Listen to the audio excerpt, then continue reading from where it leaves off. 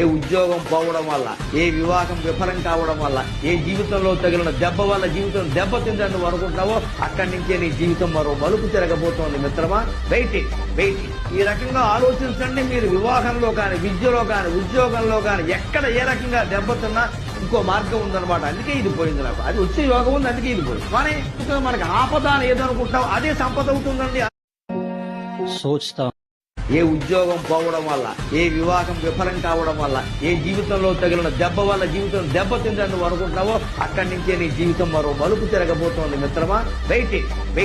ఈ రకంగా ఆలోచించండి. మీరు వివాహంలో కానీ, విద్యలో కానీ, ఉద్యోగంలో కానీ ఎక్కడ ఏ రకంగా దెబ్బతిన్నా ఇంకో మార్గం ఉందన్నమాట. అందుకే ఇది పోయింది నాకు. అది వచ్చే యోగం ఉంది, అందుకే ఇది పోయింది. కానీ మనకి ఆపద అని ఏదనుకుంటావు అదే సంపద అవుతుందండి. ఆశ్చర్యమేంటి.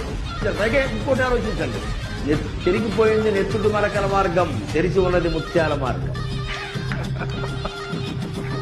ఎప్పుడు మన జీవితంలో కోల్పోయిన అవకాశం ఉంది. ఆ ఉద్యోగమో, వివాహ బంధమో ఏదైనా కానీ తీసిపారే గడ్డి పరక అదెంత